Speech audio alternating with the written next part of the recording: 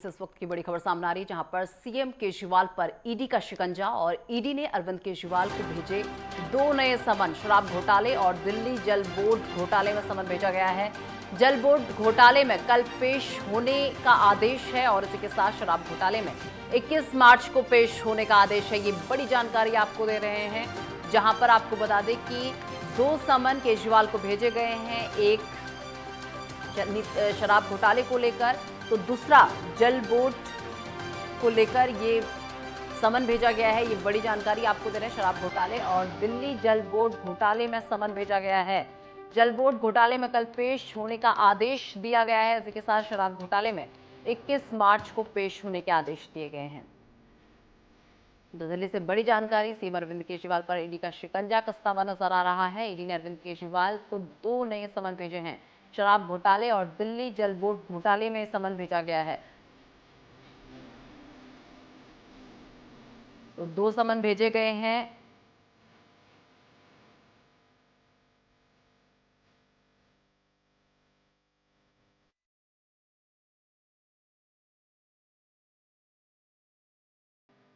बड़ी जानकारी आपको दे रहे हैं जो कि दिल्ली से इस वक्त सामने आ रही है, जहां पर आपको बता दें कि ईडी का शिकंजा अब जो है अरविंद केजरीवाल में कसता हुआ नजर आ रहा है।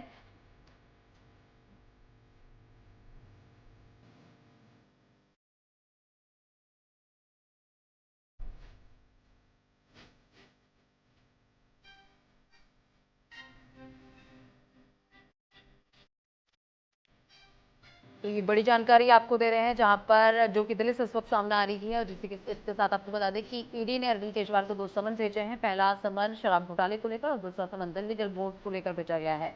दिल्ली जल बोर्ड घोटाले में कल पेश होने के आदेश दिए गए हैं। शराब घोटाले में 21 मार्च को पेश होने का आदेश दिया गया है। ये बड़ी जानकारी आपको दे रहे हैं जो कि दिल्ली से इस वक्त सामने आ रही है। सीएम केजरीवाल पर ईडी का शिकंजा कसता हुआ नजर आ रहा है। देखिए, ये बड़ी जानकारी आपको दे रहे हैं और इसी के साथ केजरीवाल के ईडी को भेजे गए नौवें समन पर आम आदमी पार्टी की तरफ से बयान सामने आया है। इसे लेकर दिल्ली सरकार के वित्त मंत्री आतिशी मार्लेना ने प्रेस कॉन्फ्रेंस की है और कहा है कि उन्होंने मीडिया को संबोधित करते हुए कहा कि अरविंद केजरीवाल को ईडी का एक और समन मिला है। उन्हें दिल्ली जल बोर्ड से संबंधित किसी जांच में शामिल होने के लिए कहा गया है। हमें मामले की कोई जानकारी नहीं है और ये अरविंद केजरीवाल को लेकर फर्जी मामला तलब किया गया है।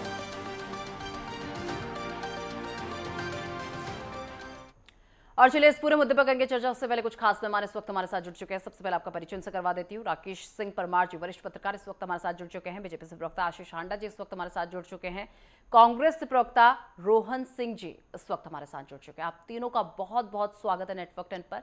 सीधा डॉक्टर आशीष हांडा जी आपके पास आते हुए, देखिए नवा समन अरविंद केजरीवाल को जारी किया गया है और अब एक में समन नहीं दिया गया बल्कि दो केसेस में समन गया है। एक तो शराब घोटाले में, दूसरा दिल्ली जल बोर्ड घोटाले में दिया गया है। जी, आपको, मेरे दोनों आदरणीय को पैनलिस्ट को और आपके चैनल के सभी प्यारे प्यारे दर्शकों को भारतीय जनता पार्टी की तरफ से मेरे यानी डॉक्टर आशीष का प्यार भरा नमस्कार। ये समझना होगा दिल्ली की जनता को भली भांति अरविंद केजरीवाल जी का जो कट्टर ईमानदार का चेहरा है वो अब बेनकाब होता हुआ दिखाई दे रहा है। एक एक करके कट्टर भ्रष्टाचारी उनके सारे मंत्री पहले से ही साबित हो चुके हैं और ये कहने वाले कि जिसके ऊपर इल्जाम लगे पहले देना चाहिए उसको रेजिग्नेशन, बाद में होनी चाहिए उसकी इन्वेस्टिगेशन। इंडिया अगेंस्ट करप्शन से जन्मी ये पार्टी आज किस कगार पे आके खड़ी हो गई है, दिल्ली वाले देख के शर्मसार है कि हमने कैसे लोगों को अपने शीर्ष नेतृत्व के रूप में यहाँ पे स्वीकार कर लिया। अब बताइएगा कि ईडी बार बार अरविंद केजरीवाल जी से विनती कर रही है कि अरविंद केजरीवाल जी, आपके कुछ चाहने वालों ने, आपके कुछ जानकारों ने आपका नाम लिया है। कोई कहता है कि मेरी अरविंद केजरीवाल ने फोन पे बात कराई, जैसे कि समीर महेंद्रू। कोई कहता है कि भाई मेरे सामने इनको 38 लाख का चेक हाथ में दिया गया। कोई कहता है कि भाई इनके घर पे ही ये सारी पॉलिसी ड्राफ्ट करने के लिए मनीष सिसोदिया ने मीटिंग बुलाई। ऐसे कुछ इल्जाम आपके ऊपर आ रहे हैं। क्यों नहीं आप हमारे साथ इन्वेस्टिगेशन में कोऑपरेट करते और आप हमें ये जानने का अवसर क्यों नहीं देते, अपना पक्ष क्यों नहीं रखते कि आप निर्दोष हैं या गुनहगार हैं। लेकिन अरविंद केजरीवाल जी तो दौड़े दौड़े भागे भागे से घूम रहे हैं। 8 समन इवेट कर चुके हैं, अब 9वें समन पे भी वो कुछ बहानेबाजी करने की तैयारी में है। लेकिन वो ये नहीं समझ रहे हैं कि ईडी के समन इवेट करते करते जो हेमंत सोरेन का हाल हुआ, कहीं गलती से भी उनका वो हाल हुआ तो दिल्ली की जनता को बड़ा सदमा लगेगा कि कट्टर ईमानदार लोग आज किस लेवल पे खड़े हो गए हैं। तो अरविंद केजरीवाल जी, आप ईडी के समन का सामना कीजिए, क्योंकि आप जिस समन को गैर कानूनी कह रहे थे, उस समन को गैर कानूनी नहीं है, ये कहते हुए राउज एवेन्यू कोर्ट ने ही आपके ऊपर प्रोसीडिंग अलाउ की 164 में, जिससे जेल से बचने के लिए आप बेल पे इस समय रिहा हैं। सोचिएगा आपकी हालत क्या हो गई है। वो कांग्रेस की सरकार जिसका शीर्ष नेतृत्व बेल पे रिहा था और आप उनके अगेंस्ट करप्शन हटाने के लिए आए थे, आज आप खुद बेल पे रिहा होके उनकी ही पंक्ति में आके खड़े हो गए हैं। अरविंद केजरीवाल जी, अब तो जल घोटाले में भी आपको समन दे दिया गया है, वहां पे भी बहुत सारे भ्रष्टाचार की बातें निकल के आई हैं। एक एक करके अभी बड़ी सारी भ्रष्टाचार की तारें खुलनी है, चाहे वो इमरजेंसी बटन हो, चाहे वो स्कूलों का हो, चाहे वो दवा का हो, चाहे वो अस्पतालों का हो। आप सामना तो कीजिए जांच का। कोई नहीं कह रहा आप दोषी हैं। हम तो बार बार ये रिक्वेस्ट कर रहे हैं कि आप एक संवैधानिक पद पे बैठे हैं, चीफ मिनिस्टर ऑफ दिल्ली हैं, दूसरी संवैधानिक एजेंसी का मान बढ़ाइए और आप इस पूछताछ में सहयोग कीजिए, ताकि असली गुनाहगार पकड़ा जा सके। फिर वो असली गुनाहगार कौन है, वो अपने आप जांच में पता चल जाएगा। पर अब जांच से क्यों भाग रहे हैं? दौड़े दौड़े भागे भागे से घूमते अपने ऊपर भगोड़े का लेबल क्यों लगाना चाह रहे हैं? इससे दिल्ली की जनता बड़ी आहत हो रही है अरविंद केजरीवाल जी। चलिए ठीक है। कांग्रेस प्रवक्ता रोहन सिंह जी इस वक्त हमारे साथ जुड़े हुए हैं। रोहन सिंह जी, सबसे पहले समन को लेकर क्या कहेंगे? और इसी के साथ अभी आपने सुना होगा तो उन्होंने कहा कि केजरीवाल भी उसी लिस्ट में आकर खड़े हो गए जिसमें कांग्रेस है। रोहन जी, आप शायद म्यूट है। रोहन जी, एक बार अपने आप को अनम्यूट कीजिए प्लीज। रोहन जी, आप शायद म्यूट है, प्लीज अनम्यूट कीजिए अपने आप को।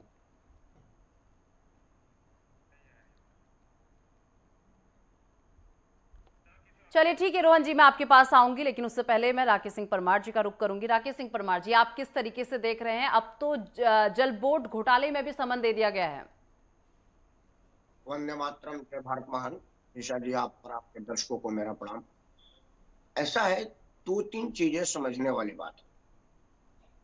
आम आदमी पार्टी के नेतागण जो भारतीय जनता पार्टी और नरेंद्र मोदी पर आरोप लगा रहे हैं, इसमें कहीं ना तो नरेंद्र मोदी है ना भारतीय जनता पार्टी है। जिस बात के लिए प्रवर्तन निदेशालय अरविंद केजरीवाल को सम्मन भेज रही है, वो आरोप ना तो नरेंद्र मोदी ने लगाया है, ना अमित शाह ने लगाया, ना जेपी नड्डा ने लगाया है। वो आरोप अरविंद केजरीवाल के अपने खासम खास लोगों ने लगाया है। और इसी मामले में जिन जिन को नोटिस भेजा गया उनको गिरफ्तारी का आधार बना और देश के सबसे ऊंची अदालत, सर्वोच्च अदालत से उनको कोई राहत नहीं मिली। मतलब मामला इतना गंभीर है कि अगर केजरीवाल जाएंगे पूछताछ में पार्टिसिपेट करने तो गिरफ्तार हो ही जाएंगे, ऐसा केजरीवाल को लग रहा है। क्योंकि कितना बड़ा कांड किया हुआ ये केजरीवाल से ज्यादा ना तो आप जानते हैं ना हम जानते हैं, क्योंकि वो तो उसके पार्ट ऑफ पार्सल रहे हैं। इस वजह से केजरीवाल इसको राजनीतिक नौटंकी के रूप में प्रचारित कर रहे हैं और उनका काम हम लोग और आसान कर रहे हैं, क्योंकि केजरीवाल यही चाह रहा है कि सम्मन का अंत तो यही होगा उनकी गिरफ्तारी, इससे वो बच नहीं सकते। लेकिन जितना दिन तक वो हाजिर नहीं हो रहे उतना दिन तक मुफ्त में प्रचार मिल रहा है और वो यही चाहते हैं कि लोकसभा चुनाव के पहले हमको ज्यादा से ज्यादा प्रचार मिल जाए, जिसका वो काम करते हैं। देखिए, आप पढ़े लिखे आदमी है, बार बार कहते हैं आप प्रधानमंत्री की पढ़ाई पर ऑब्जेक्शन करें। मैं के कविता का यहाँ पर तारीफ करूंगा और उसके पूरे पार्टी का कि वो गिरफ्तारी होने के बाद भी उसने कहा कि हम पार्टिसिपेट करेंगे, हम पूरा सहयोग करेंगे जांच एजेंसियों का। वो अंदर खाने करे ना करे, क्या करे, दबाव बनाए, राजनीतिक छल प्रपंच करे, लेकिन उसने जनमानस में मैसेज दिया कि हम गिरफ्तार हुए हैं, हम पार्टिसिपेट करेंगे। और रोहन जी, एक बार कंप्लीट कर लेने दीजिए प्लीज। राकेश जी, वही बात केजरीवाल को कहना चाहिए। केजरीवाल आईआरएस अफसर है, वो इस चीज को समझते हैं कि इसमें क्या होना चाहिए। अगर देखिए आप कह रहे हैं कि नोटिस फर्जी है, आप जा करके फर्जी जवाब का फर्जी जवाब दे दीजिए। आप कह रहे हैं कि किसको बुलाया हुआ है। अरे मुझ जैसा साधारण आदमी ये बात मानता है कि चूंकि अब पैसा आम आदमी पार्टी के प्रचार में लगा है तो आम आदमी पार्टी के प्रमुख होने के नाते आपको जवाब देना है। चूंकि यह मामला आपके सरकार का अधीन है तो सरकार के प्रमुख होकर नाते के भी आपकी जिम्मेदारी बनती है। आपके घर में कोई कार्यक्रम हुआ है तो घर का मुखिया होने के नाते भी आपको पार्टिसिपेट करना है। आप उसमें गवाह के रूप में भी खुद को जा सकते हैं ये कहने के लिए यहाँ मेरे समय बात हुई थी, ये झूठ है या सत्य है। मतलब अरविंद केजरीवाल हर फॉर्म में पार्टिसिपेशन करने के लीगल, व्यवहारिक और कानूनी राइट रखते हैं। वो ये कह सकते हैं गवाह के रूप में कि नहीं ये बात झूठ है, मेरे सामने उसने ये नहीं कहा। वो ये कह सकते हैं कि चूंकि मैं घर का मालिक हूं, मेरे घर में बात हुई थी, हाँ है नहीं है। आपको जांच तो कह नहीं रहे, आप हाँ कहिए। चोर अंततः करके मुकर ही जाता है, वो तो सबूत सामने आता है और उसको सजा होती है। लेकिन केजरीवाल को पता है कि संजय सिंह जमानत भर का जुगाड़ नहीं कर पाए, मनीष सिसोदिया जमानत भर का कोई जुगाड़ सबूतों का नहीं कर पाया, सत्येंद्र जैन स्वास्थ्य कारण पर बाहर है, उनको सबूत के आधार पर नहीं बरी किया गया है, कि कविता सबूत के आधार पर ही गिरफ्तार हुई है, उनको भी जमानत आज कम है। तो आपका भी वही हाल होगा जो इन सब लोगों को होगा। इस वजह से वो टाल रहे हैं, चुनाव में प्रचार पा रहे हैं और कह रहे हैं कि मोदी सिर्फ मुझसे डरता है। जो पार्टी अच्छा से नगर निगम में नहीं है, दिल्ली वहां का मुखिया है और परिस्थिति बस पंजाब का मुखिया बना हुआ है और उससे चैलेंज कर रहा है कि मेरे से मोदी डरता है। 425 चुनाव में नहीं लड़ रहे। ठीक है राकेश सिंह परमार जी, चलिए ठीक है। रोहन सिंह जी, आवाज मिल रही है आपको? आवाज आ रही है। ठीक है रोहन सिंह जी, अब अपनी बात रखिए। निशा जी, सोचिए कि राकेश भाई बोल रहे थे, अभी हांडा साहब बोल रहे थे, इन लोगों के को मतलब एक ऑब्वियस चीज सामने रूम में खड़ा हाथी नहीं दिख रहा है कि सरकार खुद वसूली तंत्र चला रही है। ईडी, आईटी, सीबीआई के थ्रू इलेक्टोरल बॉन्ड में जो चीज सामने दिख भी गया, प्रूफ भी हो गया, उसके बाद भी ये लोग को दूसरे को भ्रष्टाचारी समझा रहे होते हैं। इनको हेमंत बिस्व शर्मा नहीं दिखते, इनको अजित पवार नहीं दिखते, इनको शुभेंदु अधिकारी नहीं दिखते हैं। सारे भ्रष्टाचारी विपक्ष में है, सारा जो भी भ्रष्टाचार हो रहा है विपक्ष में हो रहा है। ईडी, सीबीआई, ईडी का मैं पहले बात करता हूँ, ईडी का जो कन्विक्शन रेट है वो ऑलरेडी कितना कम है। उसके बाद ईडी जो 2014 से लेके 2024 तक में ईडी ने 6 गुना मामले रजिस्टर किए हैं, लेकिन उसमें से 95% विपक्ष के नेताओं पे रजिस्टर किए हैं। हाँ। तो कहने का मतलब ये है कि देश की जनता बड़ी समझदार है, वो सब देख रही है और जितना टीवी माहौल बनाते रहिए, गांवों में इनके खिलाफ वो माहौल है कि अब की ये ना 2004 रिपीट होने जा रहा है और सब घमंड सारा चीज सब सामने आ जाएगा। और केजरीवाल को जेल भेज दीजिए, पूरे विपक्ष को जेल भेज दीजिए, भेजिए। देखिए आप, भारतीय राजनीति की ये भी खूबसूरती है, आप लोगों को पूरा अच्छे से समझ में आएगा कि कैसे भारत की राजनीति कितनी जटिल है। अकेले गुजरात से नहीं सेट होती राजनीति। ठीक है राकेश सिंह परमार जी, अगर आप इजाजत दे तो देखिए, ये हर लोग कहते हैं कि फर्जी होता है। ईडी छापेमारी में जो नोटों का बंडल पकड़ती है, क्या वो सारा का सारा फर्जी होता है? हाँ, वो ईडी नोटों का बंडल का अरविंद केजरीवाल की ऐसे पकड़ा गया क्या? क्या बात करते हैं? अरे नोट रखना अपराध हो गया क्या? अरे आप पत्रकार हैं, आप हमारी बात का जवाब दीजिए। नोट, भारत में नोट रखना अपराध हो गया है? अभी तो साहू को सुनिए ना, जवाब पूछे ना। जब साहू को पकड़ा गया था झारखंड में, तो साहू के जो भी पैसे का अकाउंटेंट है, जो आईटीआर में रिटर्न में नहीं शो किए थे, उतने रुपए का उसने क्या कहते हैं जुर्माना जमा किया, पूरा कैश घर लेके आया। कहाँ पे किस सेक्शन में लिखा है कि घर में नोट रखना अपराध हो गया है? क्या बात करते हैं? अरे चलिए ठीक है, एक बार परमार जी को सुन लीजिए। परमार जी, रोहन जी आ रही, एक मिनट रोहन जी, इस तरीके से डिबेट नहीं हो पाएगी। रोहन जी अच्छे से जानते हैं, रोहन जी एक मिनट। राकेश जी आ रही हूँ, आशीष हांडा जी आपके पास भी आ रही, पहले राकेश जी। नहीं, मैं कह रहा हूं, देखिए एक आसान सा बयान है कि विपक्ष के नेता पर छापेमारी हो रही है, बिल्कुल नहीं होना चाहिए। होना चाहिए, सिर्फ विपक्ष में नहीं है, मैं आपके चैनल पर कह रहा हूं, होना चाहिए। जो है वो अजीत पवार पर भी छापेमारी होनी चाहिए, वो हेमंत बिस्व शर्मा पर भी होना चाहिए, मैं ये नहीं कह रहा हूं। लेकिन मैं कह रहा हूं कि जिस पर भी छापेमारी ईडी ने किया है, उनके घर नोटों का अंबार मिला है, क्या वो फर्जी है? अवैध संपत्ति का मनी ट्रेल मिला है, क्या वो फर्जी है? और जहां तक सिंह साहब कह रहे थे कि वसूली गैंग, जब कांग्रेस 52 से लेकर के 2014 तक शासन में थी, तो क्या उसने चुनावी चंदे को सार्वजनिक किया था? चेक से चंदा लिया था, चंदे को आरटीआई के दायरे में लाने की पहल की थी और लोगों को बताया था कि कितना रुपया मेरे को चंदा मिला। क्या उन्होंने उद्योगपति चंदा नहीं लिया था? वो सब काम वही मोदी कर रहे हैं जो आप उनको रास्ता दिखा चुके हैं। तो वो नया नहीं कर रहे मोदी। इतना भयानक पक्ष रख रहे हैं। मुझे भी अपनी बात कहने का पक्ष पार्टी दिया में जाए निशा जी। ठीक है आशीष आंडा जी आप अपनी बात भी कंप्लीट कीजिए, साथ में इस सवाल का जवाब भी दीजिए। देखिए आतिशी मारलेना ने कहा है कि बीजेपी का मकसद केवल केजरीवाल को किसी भी तरह जेल में डालना है, चुनाव से पहले किसी भी तरह केजरीवाल जेल में चले जाए, ये बीजेपी का मकसद है। आतिशी मारलेना ने कहा है, ये बात है जी। निशा जी, पहले तो हम लोग ये समझ लें कि आतिशी मारलेना जी वही व्यक्ति हैं जो इस समय जल विभाग की मंत्री हैं। ठीक है जी। तो जब जल विभाग के ऊपर कोई ईडी एक्शन ले रहा है तो वो अपनी सफाई दें, या अपने से पहले जो नेता जल विभाग को देख रहे थे सौरभ भारद्वाज, उनकी तरफ से सफाई दें। यहाँ पे ये बहुत बार क्लियर किया जा चुका है कि आम आदमी पार्टी का काम करने का एक ही तरीका है, वो है विक्टिम कार्ड प्ले करना, पॉलिटिकल वेंडेटा हम पे लगाया जा रहा है, इस तरह के इल्जाम लगा के बचने की कोशिश करना।